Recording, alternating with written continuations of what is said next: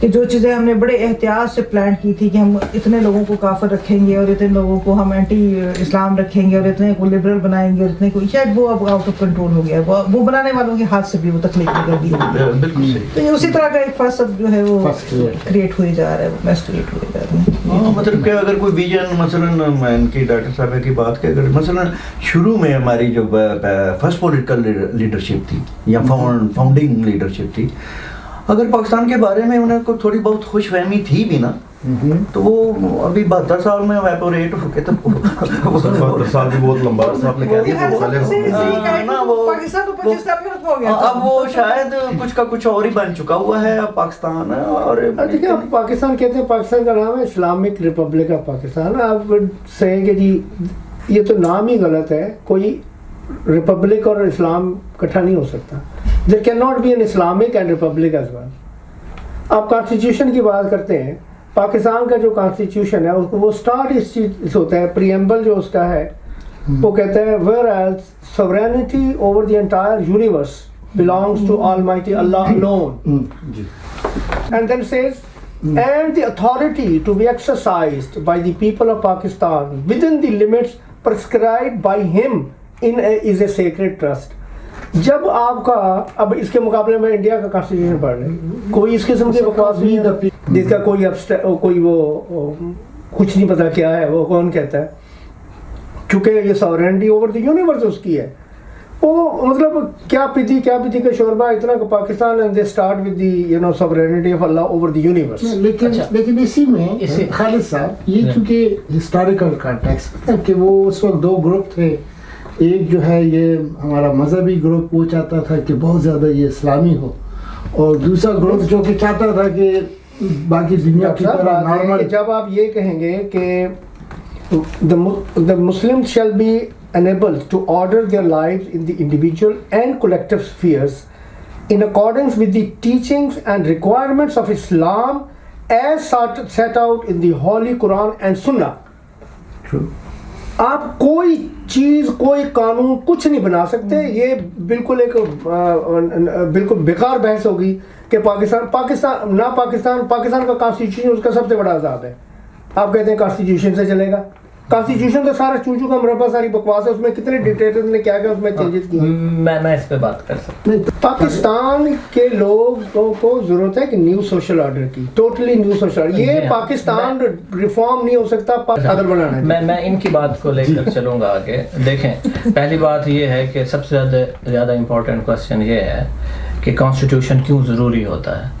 اور دوسری بات یہ ہے کہ اگر ایک سوسائٹی موجود ہے جو 22 کروڑ عوام پاکستان میں پائی جاتی ہے، اگر ان کے درمیان کوئی ڈس ایگریمنٹ پایا جاتا ہے تو وہ کیسے سالو ہو سکتا ہے. تو ایک سوسائٹی کے اندر جو سوشل ایگریمنٹ ہے، جس کو ہم سوشل کانٹریکٹ بھی کہتے ہیں، تو اس کی واحد ہی ایک صورت ہوتی ہے کہ وہ کانسٹیٹیوشن ہوتا ہے. اور کانسٹیٹیوشن کبھی بھی الہامی نہیں ہوتے کہ ہم کہیں کہ یہ آ گیا ہے کانسٹیٹیوشن اور ہمیں اس پر ایمان بھی رکھنا ہے اور اس پر عمل بھی کرنا ہے اور یہ چینج بھی نہیں ہو سکتا. پولیٹیکل انسٹیبلٹی پاکستان کے اندر جو موجود ہے وہ اس کا ایک ہی حل ہے کہ ہم کانسٹیٹیوشنس پر ساری جو پولیٹیکل فورسز پاکستان کی ہیں وہ کہیں کہ ٹھیک ہے کانسٹیٹیوشن ہی چلے گا. دوسری بات یہ ہے کہ پاکستان کے اندر جتنے بھی پولیٹیکل فورسز موجود ہیں، جو سویلین کی پولیٹیکل فورسز ہیں، سب کا اس پر ایگریمنٹ موجود ہے کہ کانسٹیٹیوشنس کے اندر مسائل موجود ہیں جن کو حل کرنا ہے. تیسری چیز یہ ہے کہ جب کانسٹیٹیوشن کے اندر مسائل حل ہوں گے تو اس میں فار ایگزامپل میری ول نہیں چل سکتی، 22 کروڑ عوام کی ول چلے گی. اور اس ول کے اندر اگر پاکستان کی عوام جو ہے یہ چاہتے ہیں، جیسے انہوں نے کہا کہ وہ اپنی انڈیویجول لائف کے اندر اگر وہ یہ چاہتے ہیں کہ ریلیجن موجود رہے تو ہم اس کو بائی فورس نہیں نکال سکتے. اسی طرح پاکستان کے اندر جو پولیٹیکل فورسز موجود ہیں اگر وہ کسی ایک سوشل کانٹریکٹ پر آتی ہیں اور وہ کسی کانسٹیٹیوشنز کو بعد میں امینڈ کرتی ہیں تو پاکستان کے اندر پولیٹیکل انسٹیبلٹی سالو کرنے کا صرف یہی ایک طریقہ ہے. میں بھی مانتا ہوں، خالد صاحب سے میں اتفاق کرتا ہوں کہ بہت سارے مسائل موجود ہیں کانسٹیٹیوشن کے اندر بھی. اسی لیے میں نے پاکستان کی اسٹیبلٹی کے لیے انڈیا کو بطور ماڈل پیش کیا اور میں نے فوراً ہی کہا کہ انڈیا کے اندر سیکولرزم موجود ہے، ان کا کانسٹیٹیوشن بھی सेकुलरिज्म है। तो फिर इस्लामी दुनिया में नहीं हो सकता, दुनिया में कहीं भी कोई सोसाइटी ऐसी नहीं है कि जहाँ देखिए ज़ीशान, क्या इंडिया में जो आजकल चल रहा है, क्या आप उससे मुतमईन हैं? आप सेकुलरिज्म के हवाले से बात कर रहे हैं या इंडिया को एज ए मॉडल पेश कर रहे हैं, जी हाँ। तो सेकुलरिज्म सिर्फ कॉन्स्टिट्यूशन की हद तक नहीं होता, कुछ सोसाइटीज़ भी सेकुलर या नॉन सेकुलर होती हैं। जी हाँ, जी हाँ। क्या वो सोसाइटी आपको सेकुलर सोसाइटी दिखाई देती है? जी देखें, इंडिया के अंदर जो आजकल जो सियासी लहर चल रही है, इसके दो डायमेंशन हैं। एक डायमेंशन तो ये है कि ऑल ओवर द वर्ल्ड इस वक्त पॉपुलिज्म की लहर मौजूद है, और वो पॉपुलिज्म की लहर जो है उसने स्पेशली जो एडवांस्ड कंट्रीज़ हैं या जो इमर्जिंग इकोनॉमीज़ हैं उनको टारगेट किया हुआ है। जैसे फॉर एग्जांपल वेस्ट के अंदर भी पॉपुलिज्म की एक लहर मौजूद है, और उसी की ही एक जो शक्ल है वो इंडिया के अंदर मौजूद है, जिसका मतलब ये है कि लोगों की जो अक्सरियत है वो अपनी मनमानी कर सकती है। दूसरी चीज़ ये है कि इंडिया के अंदर जो सेकुलरिज्म है, जो इंडिया के जो राइटर्स हजरात हैं जिन्होंने इंडियन सेकुलरिज्म को डिफ़ाइन करने की कोशिश की है, तो उन्होंने कहा है कि जो इंडियन सेकुलरिज्म है वो वेस्टर्न सेकुलरिज्म से टोटली डिफरेंट है। वेस्टर्न सेकुलरिज्म ये कहता है कि स्टेट और रिलीजन अलग-अलग होंगे।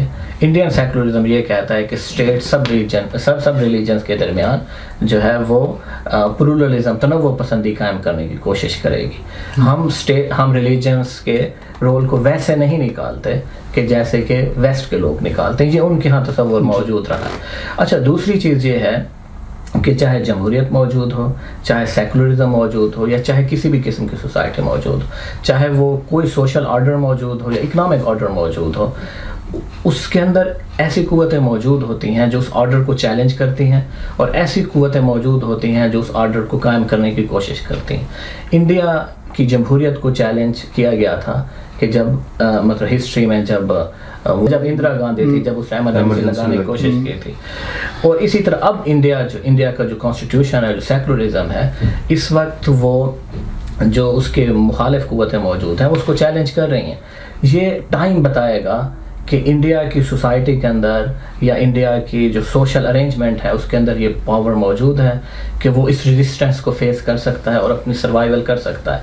लेकिन अनटिल नाउ, अब तक जब हम बैठे हैं, हम ये जानते हैं कि इंडिया की जो बका रही है, इंडिया अब तक इतनी ज़्यादा कौमियतों का मजमुआ होने के बावजूद अब तक कायम है और तरक्की कर रहा है। उसकी मेन वजह ये है कि इंडिया की पॉलिटिकल फोर्सेस उसकी कॉन्स्टिट्यूशन पर मुत्तहिद रही हैं, और उसका कॉन्स्टिट्यूशन है वो सेकुलर रहा है।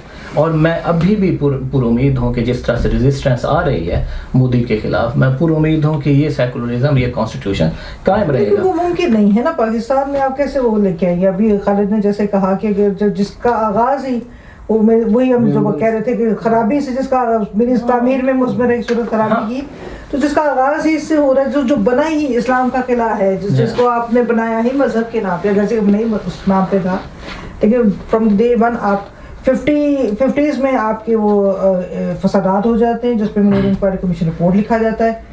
तो मतलब आपकी तो पैदाइश के अभी 10 साल पूरे नहीं हो रहे, 52-53 की बात है गालबन, तो वो पूरे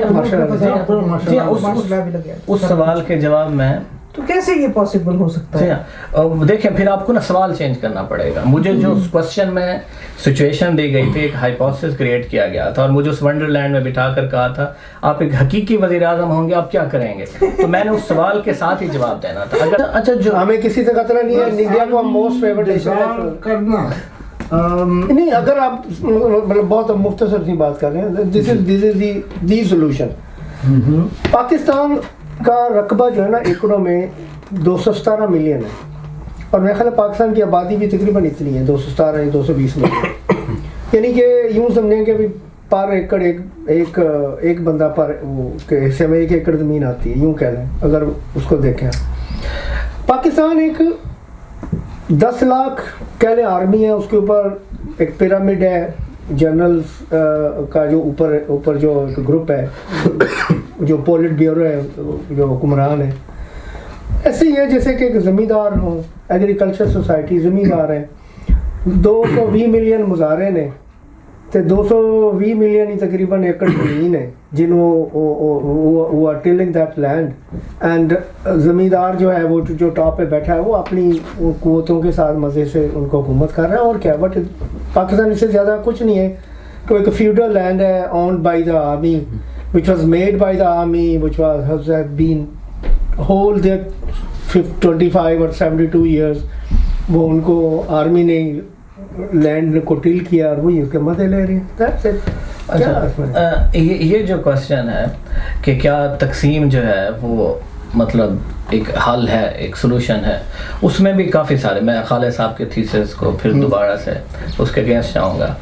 देखें, पहली बात ये है कि पाकिस्तान, अगर ये जो शनाख्तें हैं, ये जो कौमियतें हैं पाकिस्तान में, ये भी एक बहुत बड़ा क्वेश्चन है कि उसको कैसे डिफाइन किया जाए. एक मिनट, सॉरी मैं आपकी बात काट रही हूँ क्योंकि शनाख्त पे आइडेंटिटी पे पहले भी बात हुई है और हिंदुस्तान की भी बात हुई है. Just to add to your argument कि अनफॉर्चुनेटली हम एक ही वक्त में यानी 47 में 2 अलग अलग हिस्सों में और बाद में 3 अलग अलग हिस्सों में हुए. हिंदुस्तान की एक कल्चरल आइडेंटिटी मौजूद है एज अ नेशन, चाहे वो मुसलमान है, चाहे वो हिंदू है, चाहे वो सिख है, चाहे वो पारसी है, चाहे वो ईसाई है, किसी भी मजहब से, किसी भी, चाहे वो साउथ में है, चाहे वो नॉर्थ में है, क्योंकि साउथ और नॉर्थ का बहुत बड़ा फर्क है, कल्चरली बहुत बड़ा फर्क है. लेकिन एज अ नेशन उस पूरे इलाके की एक आइडेंटिटी मौजूद है. पाकिस्तान के पास वो आइडेंटिटी नहीं है. पाकिस्तान में एज अ नेशन पाकिस्तानी कौन होता है, you can not define it. इस पे बहुत बहसें हुई, जमील जालवी साहब ने भी की और सब फैज साहब ने भी रिपोर्टें बनाई और सब कुछ हुआ. लेकिन और उसके बाद तो वो सवाल ही 70s के बाद तो वो सवाल ही कहीं गायब हो गया ना कि आइडेंटिटी आपकी है क्या, आप मुसलमान हैं, आप क्या हैं, वो तो मतलब वो तो सवाल ही गायब हो गया. तो ये जब आप शनाख्त की बात कर रहे हैं तो वो शनाख्त की बात उस सूरत में आप कर सकते हैं जब आप पहले एज अ नेशन अपनी एक आइडेंटिटी बना चुके हों और उसके बाद कहें कि ये इस बड़ी आइडेंटिटी के अंदर ये आप छोटी छोटी आइडेंटिटीज हैं जिनका आपस में कोई क्लैश हो रहा है, या जिनको क्लैश तो होना ही नहीं चाहिए. आइडेंटिटी का क्लैश तो होना ही नहीं चाहिए, हिंदुस्तान में नहीं है और वो उसका सेकुलरिज्म से उस तरह से ताल्लुक नहीं है. देखिए, मैं उस क्वेश्चन के जवाब में जाता हूँ. हिस्टोरिकली कभी भी इंडिया कभी एक नहीं रहा. हिस्टोरिकली कभी भी इंडिया, मैं उस सवाल के जवाब में नहीं किया. नहीं, मैं उसके जवाब में जाता. Historically south and north different रहे हैं, सिर्फ अशोका के अहद के अंदर, लेकिन वो भी खींच कर आप जानते अफगानिस्तान तक पहुँच गया था. उसके बाद राज्यों का, डिफरेंट बादशाहों का वो रहा है. उसके बाद अंग्रेज़ आए, अंग्रेज़ों की भी ये पॉलिसी थी कि उन्होंने भी कुछ यूनिट भी बनाए हुए थे. दूसरी पॉलिसी ये थी कि कुछ स्टेट्स हैं जो प्रिंसेस मतलब राज्य चलाएंगे और कुछ वो खुद चलाते थे. उसमें भी एक इंडिया जो था कॉन्सेप्ट वैसे नहीं था जैसे आज हम नेशन स्टेट के तौर पर लेते हैं. उसके बाद जब इंडिया कायम हुआ तो मैं यही कह रहा हूँ कि इंडिया के अंदर जो कौम है 1947 के बाद, वो उसके कॉन्स्टिट्यूशन ने, उसके सेकुलरिज्म ने क्रिएट की है. ये 1947 से पहले उसको क्रिएटेड नहीं मिली थी. मेरा ये थीसिस है. जब उसको सेकुलरिज्म मिला, जब उसकी पॉलिटिकल फोर्सेस ने कहा ठीक है, जितना भी पॉलिटिकल डिसएग्रीमेंट क्रिएट होगा हम कॉन्स्टिट्यूशन से हेल्प लेंगे, कॉन्स्टिट्यूशन में जो भी करेंगे हम करेंगे, लेकिन कॉन्स्टिट्यूशन के अलावा बाकी कोई और सोर्स नहीं यूज़ करेंगे. तो उसमें नेशन क्रिएट हुई और उस नेशन के अंदर भी अब जो हम ये कह रहे हैं कि प्लूरलिज्म की शक्ल में या मोदी की शक्ल में चैलेंजेस आ रहे हैं और हम ये सारे बैठ कर देख रहे हैं.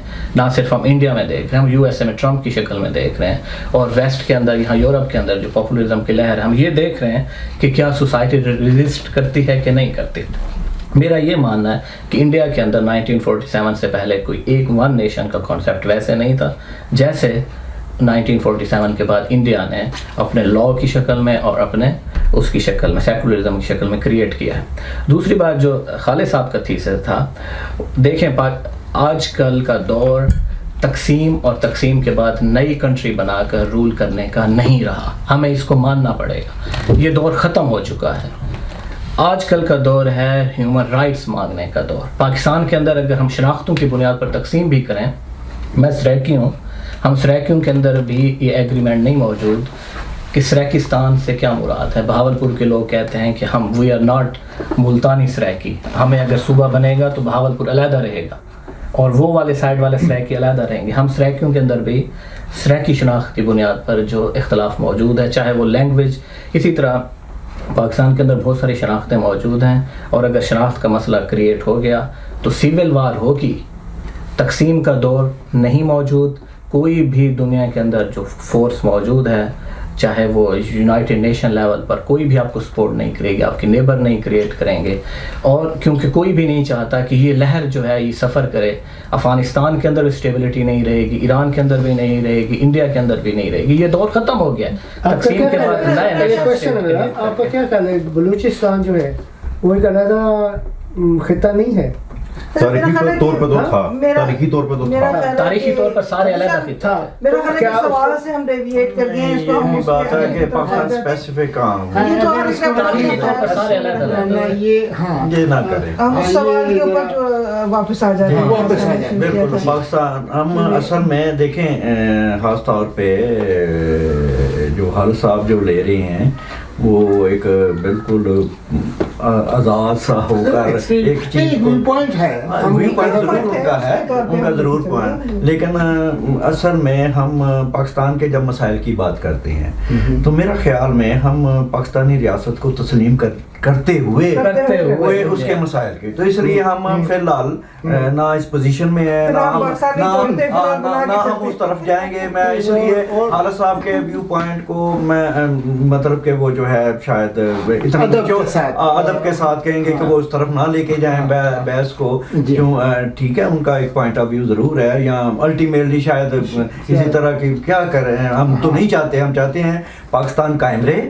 پاکستان ہمارا ملک ہے، یہ 22 کروڑ لوگوں کا وطن ہے، اور قائم رہنے کے لیے بنا ہے. جی اچھا، اور اس کے بننے پہ ہمیں اختلافات ہو سکتے ہیں، وہ جیسے جن حالات میں بنا تھا، جن نظریات کے تحت بنا تھا، اور وہ اس کے آئین میں بھی جو سارے اخلاق ہیں وہ مطلب کہ میں ذیشان کی بات کہ وہ کل کو درست بھی کیے جا سکتے ہیں. وہ چیزیں جو ہیں، یہ جو چیزیں ہیں وہ اگر پاکستان کو کانسٹیٹیوشن کے مطابق رہیں ابھی بھی اس طرح کے جہاں بہت ڈسٹارشن ہے اس کے باوجود بھی دیکھیے آپ کو جب بنیادی وہ تو یہ ہم بڑی بڑی باتیں کر رہے ہیں.